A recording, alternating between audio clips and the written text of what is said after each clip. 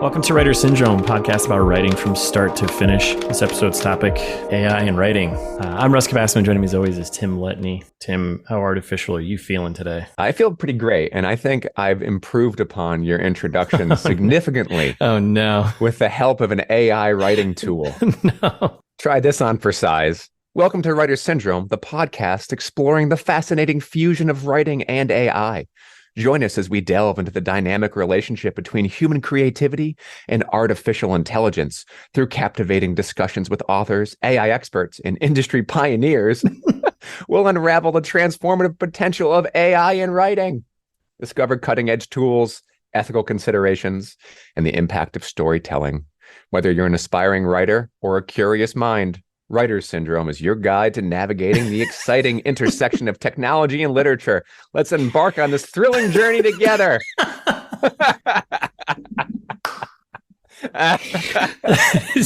Wow. Okay. Wow. Right. Easy AI, overpromising a little bit there, all the interviews. And like, drown me in a pond. Oh my God. I mean, that's not bad, but holy smokes, we're just looking for 2 lines here. I don't want to judge it too heavily at this very moment. I guess, I don't know. Where do you want to start with this? Do you want to talk about, have you played around with any ChatGPT or anything like that for your own writing at all? Or?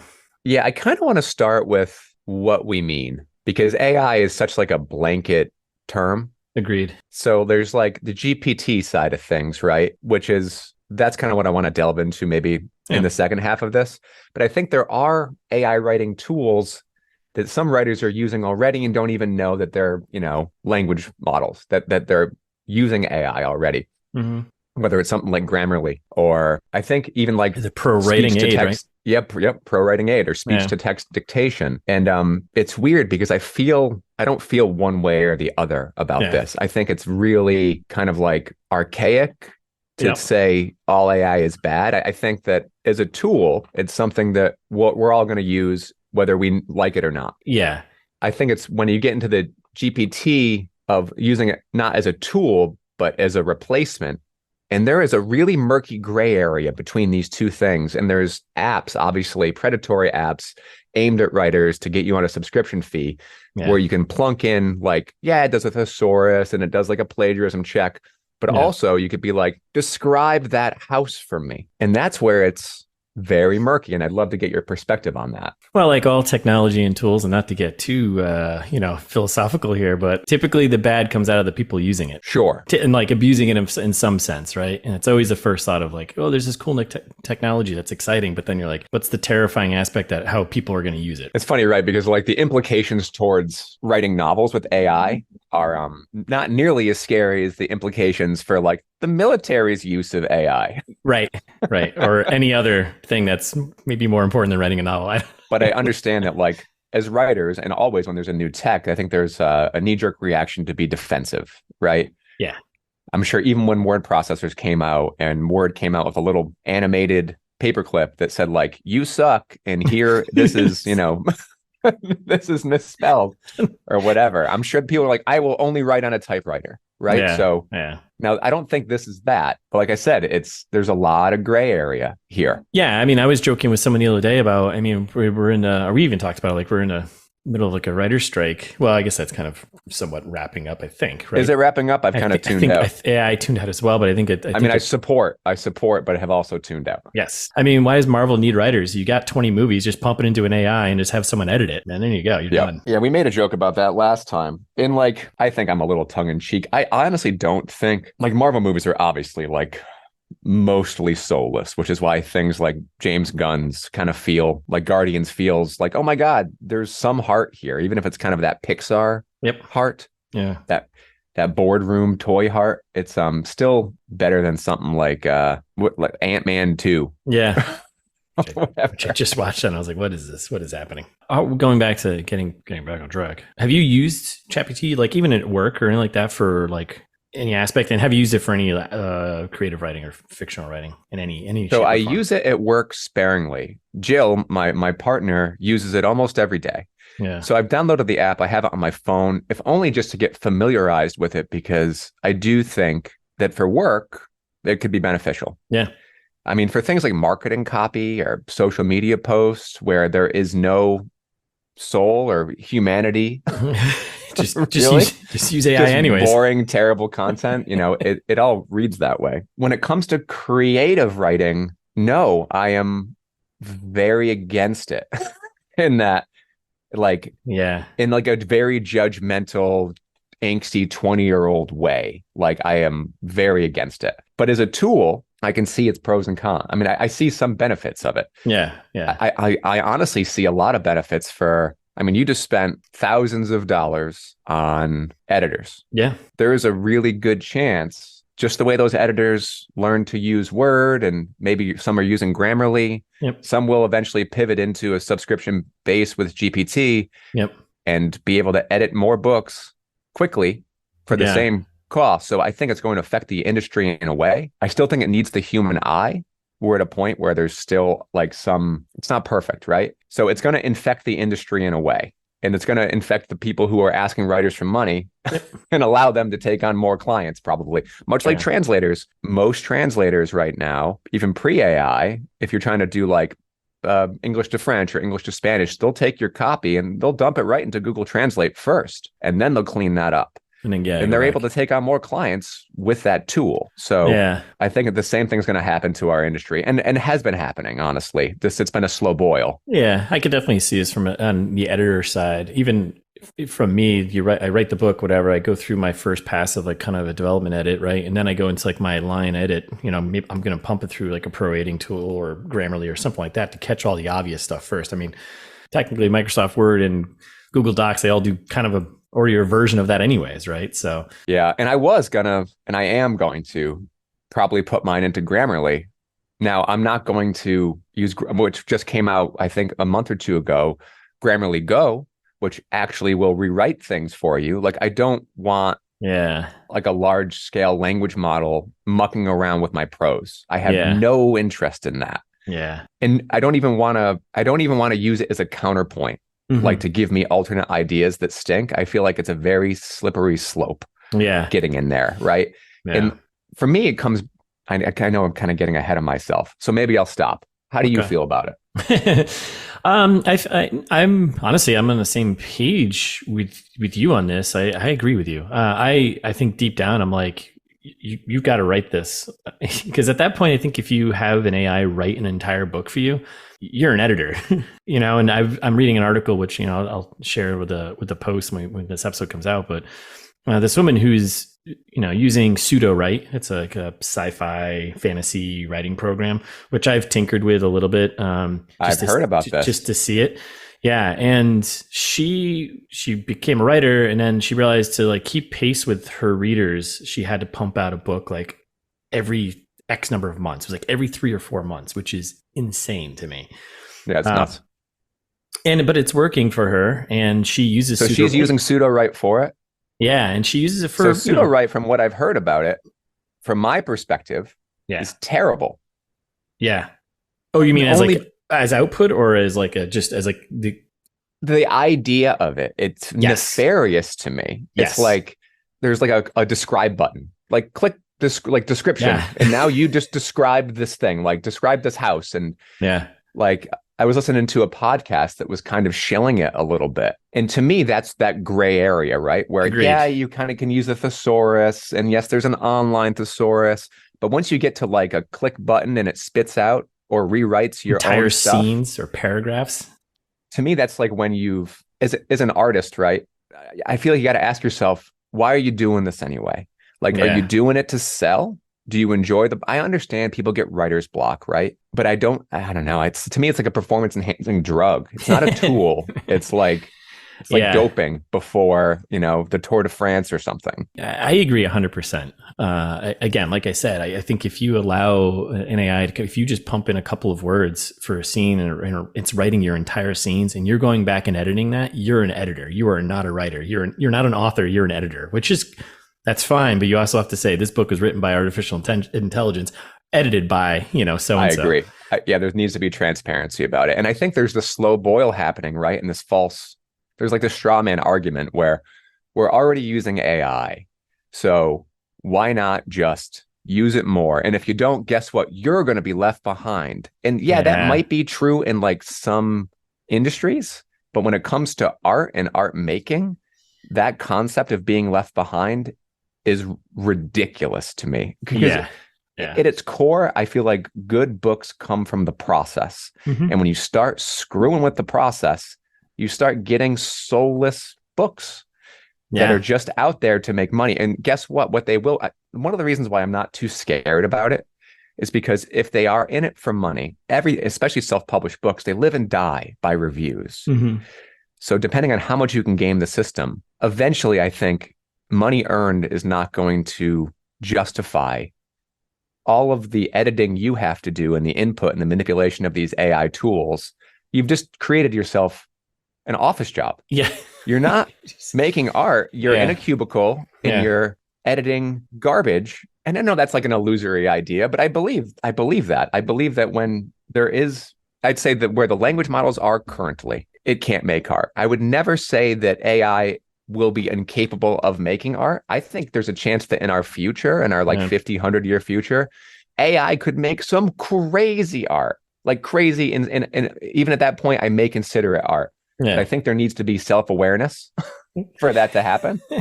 And not just, I'm going to throw in every book ever written and say, make me something that's like Percy Jackson and Harry Potter, but for tweens. Yeah. You know?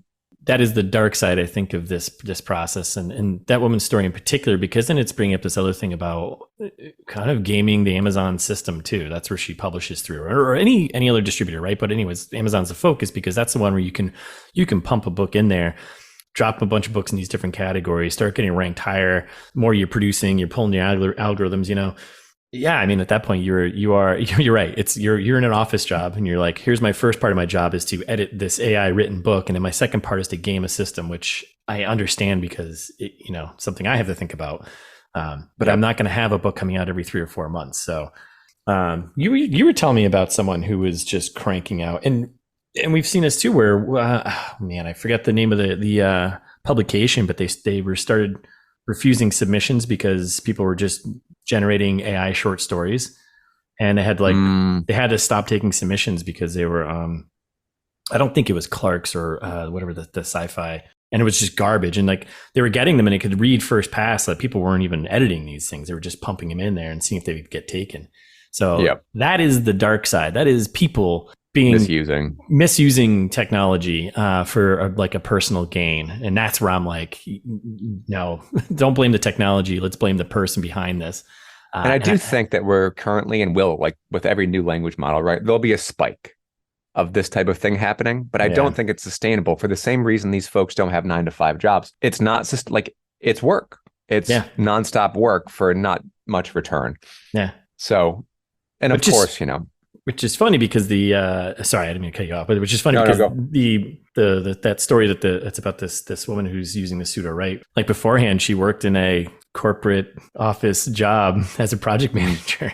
So you're just doing, I mean, it's great skill to have to come over. Like I had product management skills that have definitely applied to what I'm doing. Cause I'm, at the end of the day, I'm making something that's going to sell, but it's funny where like, she just basically just moved that directly over. And it's like, okay, now I have to like my 3-month hit. I have to have the, AI written book in a month. I've got to edit that in 59 days, I think it was, to then hit all of her like promotional period. I don't want to be too hard on the author because I don't know to which extent she's using pseudo right, but that's what's kind of scary about a tool like that. Mm-hmm. I do think there needs to be transparency when you're using something that's actually reconfiguring or generating prose on your behalf. Even if you are editing that prose more into your voice, there needs to be some kind of transparency around that. I think for the reader's sake. And then they can choose, right? Like, I like this kind of book. Yeah. That's great. Let the audience choose. Like, I still like the series. That's totally fine. I trust this person. But for those, and I think there's been a couple so far who have just spammed Amazon's like publishing house with AI written books. Like I think some guy wrote like 100 to 200 books in a month or two. Yeah. And like ended up making about $1,000 from it. Yeah. Put them out as 99-cent books, whatever, cheap buys. Yeah. Yeah. And like you said, right? It's like, it's a misuse of a tool for a means to an end. Yes, because people spending 99 cents on something that's nothing for somebody. But if you've got 100 and 200 of these books out there, and you know what I mean, like again, it's just gaming the system, which I guess good for you for figuring that out. But go to hell. Go to hell. But like backing up a little bit, I will say again, just to reiterate, I'm not against AI and I'm not against AI tools. No. I think they can be really beneficial when it comes to grammar, when it comes to spelling, when it comes to copy editing, or even if you maybe are mobility impaired and you want to do something like speech to text dictation. That's AI. That's a really wonderful use of the tool to have people express themselves who may have a hard time doing that. Yeah, 100%. Now, so my father-in-law had an idea for a book, but he didn't really want to go through the process of outlining. In fact, he listens to this podcast, and he was like, "It sounds so hard. Like, why? Why?" And I was like, "Wow, maybe we should take a step back because writing is really fun, but yeah, it's very nuanced and it has many stages." But he was like, "It sounds so hard. Why would I want to go through that? But I do want to tell my story." So he piped it into ChatGPT just to see what came out. It was kind of like a high level overview of the story as opposed to kind of like this. It was only a few pages. Yeah. But what it read like is it read like a children's novel.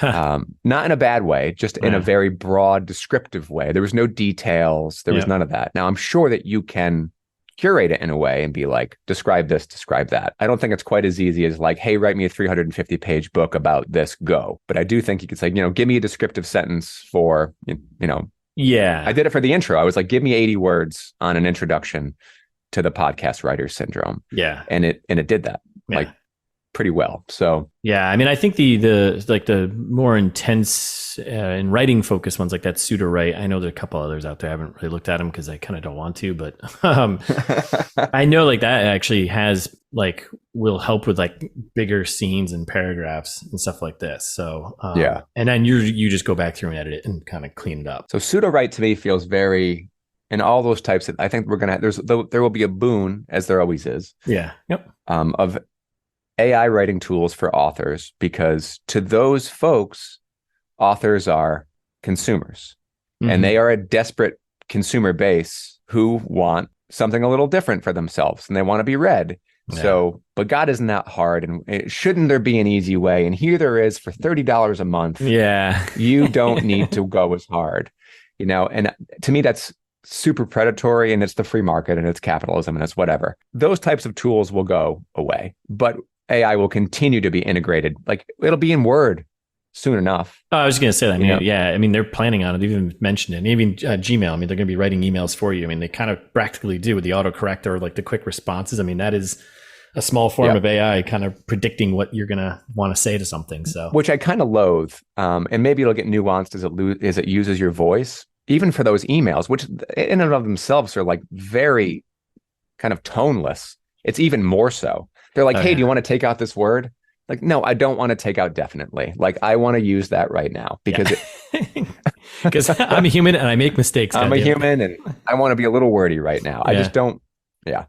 Soon enough, it's just going. I mean, really looking future facing as opposed to just like AI writing emails. Yeah. Like we'll just have little AI personal assistants communicating with other AI personal assistants.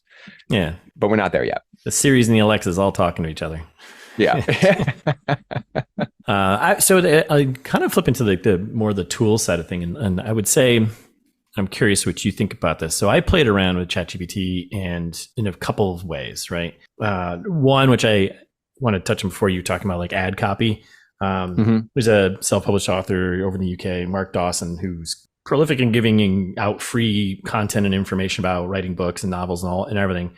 And in one of his videos I watched, he had used ChatGPT to pull headline titles for like ad copy for like Facebook ads. And I was like, oh, that's he's like, give me 3 headlines at whatever. And it pumped out 3 headlines. And he goes, sure. He's like, some of these will work, but he's like, you had to experiment with it and then you can tweak it to fit the kind of ad you want. And I was like, okay, that makes sense. I buy that as a tool. I read this extensive article about using it for finding reader comps, which I think we're going to kind of dedicate an episode to that. Interesting. Yeah, that one, that's a tough one. And I don't suggest you just go willy-nilly doing it. You got to really curate that and really do the homework on the comps it gives you, because sometimes it'll just make up stuff. Or I was like, this author and his book don't exist. Like what? So like, because I was like, oh, give me 5 comps, for spy espionage thriller written in the last 10 years or 5 years, mid-level. You don't want anything. Don't give me like the Tom Clancy. Give me something in between. Yeah. And I went through and I was like searching them. Like one book I came across. I'm like, I don't think this person is real. Like, I don't think this was book it a totally made up person. Yeah, and I was like, I don't think this is real. But like then 2 or 3 in there were like, I can find this author. Like I found the book on like Goodreads and everything else. But then one I was just like, this doesn't exist. So I think that as a tool would be great because honestly, I had a really hard time like coming up with comps like without saying like, yeah, it's Tom Clancy meets Ready Player One, which would be like that's not really what the book is. I'm surprised. I mean, you like went into like you Googled espionage thrillers from the past 4 years or whatever. Maybe it's me like thinking like, oh, my book's so different, but it's not. It's, it is these books. It is this, espionage thriller thing. And I have a list of them, but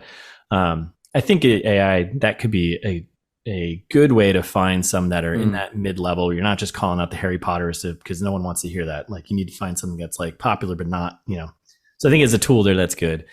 I think that's a great idea. And I think like the search engines kind of did that to themselves. Yeah. Through all of like,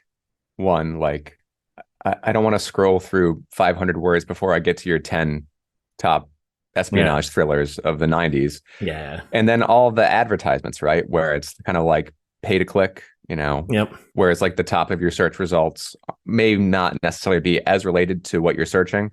So there are times where I'll go into ChatGPT just to get a quick answer, whether it's my kids asking about a science thing about like the sun or, photosynthesis or something. Like it's training me to query there as opposed to going to Google or Bing and giving somebody ad revenue. I mean, it'll happen sooner or later, but I mean, there's like, anyways, I agree. But the thing with that, figure out how to advertise with it. You also got to like make sure you fact check it because they'll be like, how close is the sun? It's like, well, I read a book there. The sun was coming closer to the earth. And be like, wait, we're going to burn up and die. It's 2 miles away. Now these other 2 I played around with ChatGPT. It was kind of fun. I don't know. I'm still 50-50 on one of them. So I was like, give me 5 plot ideas for a espionage thriller. And it pumped out 5. And I was like, all right, these are super generic, right? But it was like, oh, this is kind of helpful just to spark some ideas of like, maybe what I could do with the plot. And maybe I could take a piece here and, just purely like where the story arc is going. How does that make you feel? Can I be really honest here? Yeah, go for it. That disgusts me. You disgust me. I didn't use it, Tim. I'm just saying I explored it. I want to be clear here. I just want to say I explored it. Okay, I didn't use it, but I wanted to see what it could do and what it pump out. And when I read, I'm like, all right, this is just generic garbage. Like I wouldn't use any of these. But no, I mean, I don't know. Well, it's one of those gray areas. I feel like that's probably okay. I mean, if you don't have somebody to talk to and kind of brainstorm ideas, if you want to have, your phone give you some crummy ones to get you to some okay ones, I don't think I'd want to use it. Once again, I feel like, and I'm like this with everything, right? And I may be a little black and white. I'm like, it's a slippery slope. One of the reasons why, like when I was stuck, during my 4th edit and, GPT-4 came out or something, my first thought was like, oh, shoot, like maybe I'll just dump it in or maybe I'll query it and it will get me through that. And I was like, no, I don't, it almost feels like an infection in and of itself. Like I don't want to begin using it for that. Yeah. Because I don't know when will it stop and when will my words stop being mine and when will my ideas stop being mine? Yeah. It's really interesting too, man. Like I was listening to this podcast and, they were going through all these different AI tools, some, kind of innocuous and accepted like Grammarly and what was the other one? Pro Writing Aid. I think they're Writing Aid. So I went through those and talked about a little bit about like text to speech and vice versa. But he also talked about like AI art generation, like visual art. So like Dolly or whatever, which I've played around with. Type in like, I want, a 40-year-old character with brown hair, and it will spit out like an image of that character. And then maybe you put in his wife, and then you can merge those two and like spit out a kid.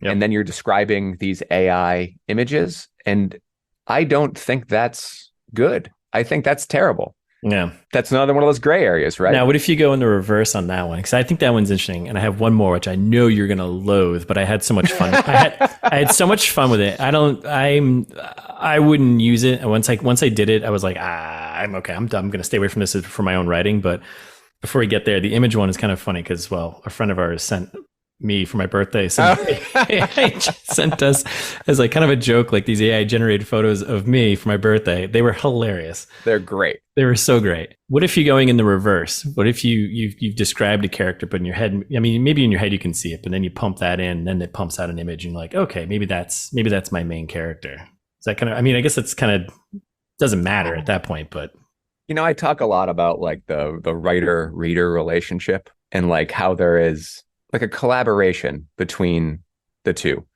Like you'll tee up language and then the reader will take their own experiences and fill out the scene. I don't want to complicate or pollute that relationship with a third party, man. I don't want a throuple.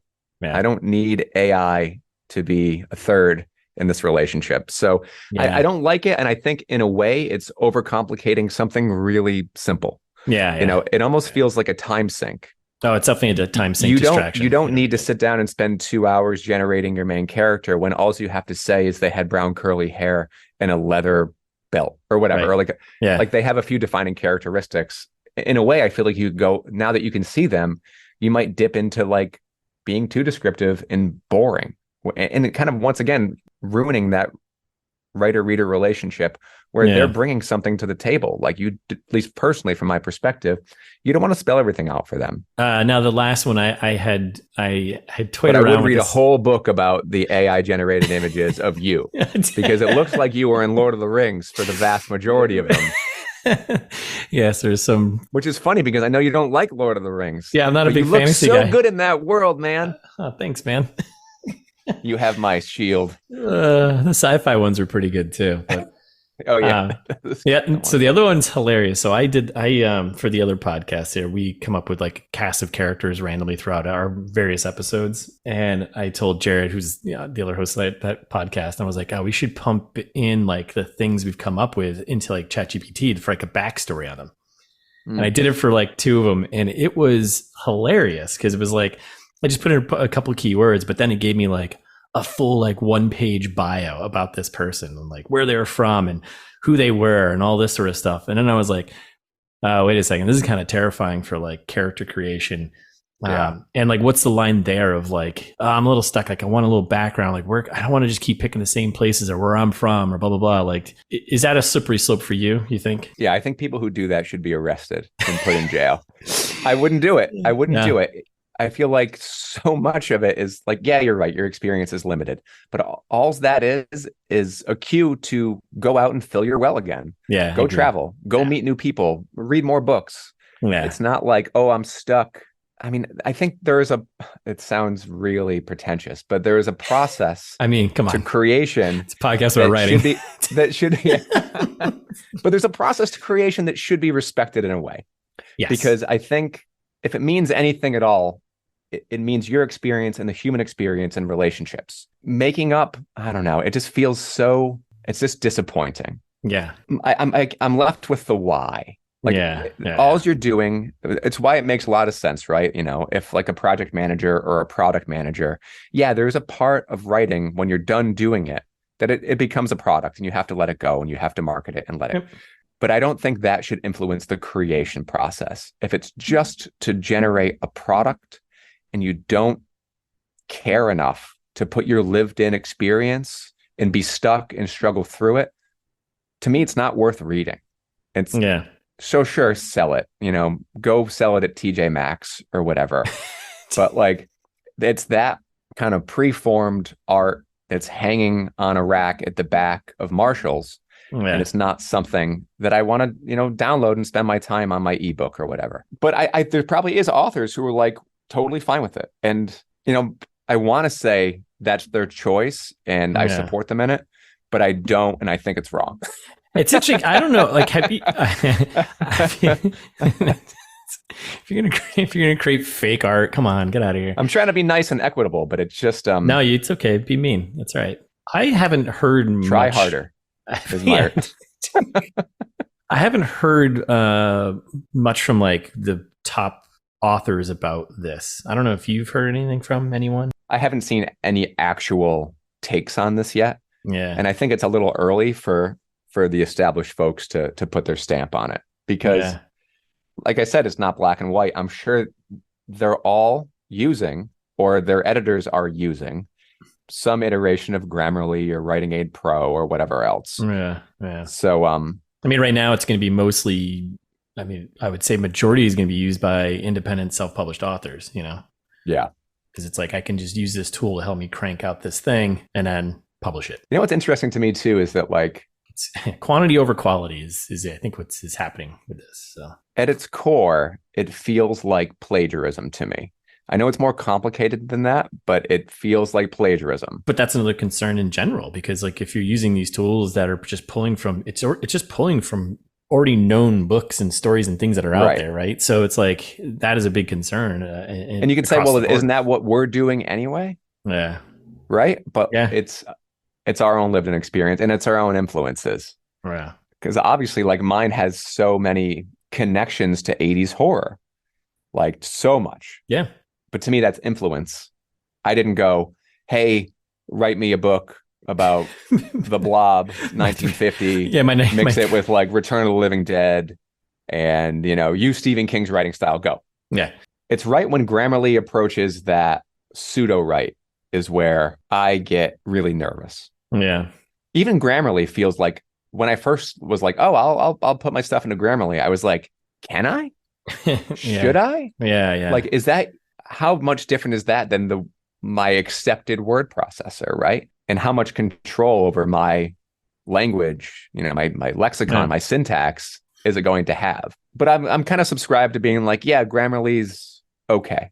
But where Grammarly Go is going, and where ChatGPT is currently, and where pseudo-write, like, if you're going to have it describe a scene, create a character, I mean, just go get a job. If you want to work for a computer, go work for a computer. I was listening to some podcast about it, and some guy said, like, you're either going to work for AI or have AI working for you. You know, he's like, you're either going to be the Amazon driver who is getting directions from AI, or you're going to be those encoding the AI. Mm-hmm. And that is ridiculous to me, at least when it comes to writing. I mean, as a marketer, my industry is going to be completely altered by AI in the next 5 to 10 years, right? Now it's a tool, but we'll be able to take on more.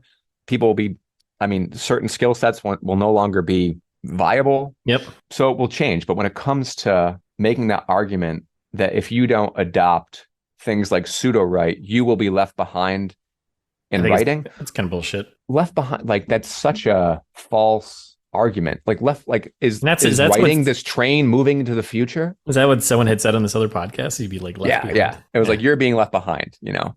It's like those who were using a typewriter were left behind. Like, you're making your work harder because I think it's aimed, once again, at output. You will be moving slower than others are moving. Yeah. But it's not about the number of books you're pushing out, or the speed in which you do it, right? It's quality. It should be about quality. And really, at its really core, all the way back to like the beginning of our podcast, it's not about the product. It's not about the book when it's done and getting published. That's like a false goal. That is not going to make you happy. Yeah. It may get you money, but in theory, you should be doing it for the process. Mm-hmm. And if you don't enjoy the process, I think you should look for another hobby. Collect stamps. It's not to do something else, man. Yeah. Because if you don't enjoy it, don't do it. Like, the only reason why I sit down to write is because it gives me peace. It makes me happy. Yeah. The idea of not being able to produce books as quickly as the next guy who's using something like pseudo-write, that sounds stressful. It's just not a competition, man. Yeah, I know. I agree. And there's definitely you have a different outlook on why you're taking on and doing something. If your goal is just to use these tools just to pump up books at a constant rate so you can get paid. And I agree. You're not looking at this, the idea of creating a book for people to go and read and enjoy. It doesn't feel like you're thinking of it as a creative and outlet process for yourself. It just, goal has now shifted. Yeah, it's just another dead end job. Maybe I'm making assumptions, but based on people's actions and how they're using these tools, it's pretty clear you're just using it to create a quantity to make money. I mean, I'd say absolute best case scenario, man. Like these tools develop and you can write quality books at a clip. Yeah. Why? Well, why? For money. Okay. That's why I don't think it's going to continue too long. Like I think there'll be burnout for these AI writers because they're not in it for the right reasons. Well, I think what's going to be really interesting is the distributors like Amazon. Maybe they won't step up, but there might be a point where they're going to have to step up and start calling out the books that are written by AI. Like what's that line? Where's that line start? Right? Where is the point where like, okay, you're getting 1 million book submissions, they're all garbage or they're all written by AI or whatever. I don't think you can get ahead of it because I think that the tools they're using to catch AI is AI. And it's accessible by the user. So they could certainly make sure that their books pass that check. I don't think they'll be able to keep up. Yeah. I think once again, like it's just going to be a burnout thing. All right. Well, I think that's the end of this episode of Two Old Men, Cranky Men. Cranky old men. Crank about technology. I'm feeling a little fired up about it. I knew you would be. Because it's like disgusting to me. There is a line of where it just gets slippery. But I don't know. Here's my line. Yeah. Word, okay. Grammarly, fine. Pseudo right. Don't talk to me. That's... We'll Chat GPT. Yeah. Go away. Use it as a search engine. I don't know. I mean, I used Google quite a bit talking about tools, right? Like for my book, for locations, research. Yeah, I mean, it's another tool to put in your. Okay, here's the thing I can use, but you got to watch I think you just have to be careful of the line. That's my personal opinion. Shifting gears. Have you been reading, writing, watching? I mean, same stuff. Still reading N.K. Jemisin. Which I love. It's really, really good. Yeah, good. The glad you're enjoying it. The Broken Earth trilogy is great so far. Yeah, thanks for that rec. As far as watching, just finished Swarm. I've heard of it. Someone had suggested it. It was disappointing. Oh, okay. I was really excited for it, and a few of the episodes are pretty great, but now I'm not going to watch. Ultimately, it doesn't stick the landing at all. Lame. Probably written by AI. How about you? What are you reading, watching? I finished this book called The Paladin, which I may have mentioned last time. I'd started by David Ignatius, whatever. It's a CIA guy on the run kind of story. I got like halfway through and I was like, Actually, it was funny because I was like, what book did I read? I know I finished a book and I was like, I completely forgot about it, forgot the plot. And I was like, must not have been that good. It was kind of generic. And the reasoning behind this guy the main character being in trouble was just infuriating. And I was like, I don't care.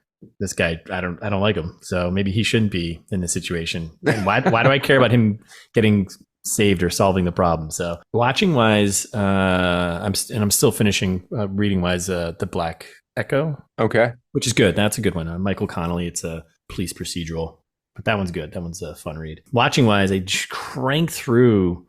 finally cranked through Barry season 4, which... Oh, how was season 4? Man, that show is so good. Oh, yeah? Okay. Yeah. I'll get back into it. I went through season 3, which kind of left me lukewarm, but I'll try. Yeah, watch 4. It's really good. It's kind of wraps things up, but it's just really good. And then I just finished Succession season 4, which... Oh, yeah. Kind of glad that show is done because I don't know. It should have been done in 3 seasons, but there's only so much like that impatient, I can't say what I want, awkward interactions I can handle for an hour. It's like, yeah, these episodes need to be half hour, 8 episodes a season. Let's get this moving. I don't need like this constant like anxiety. I can't say what I want because I understand they're doing that to continue plot lines. I'm like, yeah. There's only so many phone call conversations I can handle. There's only so many there's only so many times you can screw the same person over and over and over again, where it just becomes like, all right, you've done this already multiple times. Like, we got to wrap this up. So, but I enjoyed the finale though. So yeah, I like the finale. This season, it felt a little uneven, and even the characters felt. I think since they were all dealing with I won't spoil anything, but they go through a traumatic event and they're dealing with that traumatic event. and it alters the characters in a way that's much different than seasons 1 through 3. They felt like different iterations until the final couple of episodes in which they kind of fell back into. And I'm sure it was all intentional, but it felt like an uneven season to me. Jill loved the show. She didn't love the season, but she thought the finale was satisfying. Yeah, I actually could have watched another season or 2 of it. And I wouldn't be surprised if, like, in 10 years we get like some kind of spinoff. Yeah, I was all done. I think after season 3, I was like, I'm done with this show. We need to. These awkward interactions, these improvised awkward interactions, are just driving me nuts. Like, just say the thing. All of you insecure, beyond rich morons. Just say, just say what you want. That's why Logan that's why he was the business guy, because he just said what he wanted. Yeah, he said something really, it stuck with me too in this season when he talks to his kids and he goes, I love you all, but you're not serious people. Yes. It like encapsulates everything, where they're just kind of playing dress up and pretend through the whole thing. Yep. And 100%. It was a really, really memorable line. Yeah, so that's our episode. Thanks for listening. If you enjoyed it, share with someone you know. You can reach out to us still on Twitter, writer_syndrome. You can find us on Instagram at Writer Syndrome Books, and just go to writersyndrome.com for all the contact info and other episodes. Just next episode, we're going to be talking about comps. Finding comps, maybe using the AI to find them. But oh yeah, or just being discouraged, but when you find them by accident. Yes, yeah, not being discouraged by the ones you find that are just your book. So that'll be a fun one. But that's our episode, and I think AI is going to give us the outro. Thank you for joining us on the Writer Syndrome. Keep exploring the limitless possibilities of writing with AI. Happy writing.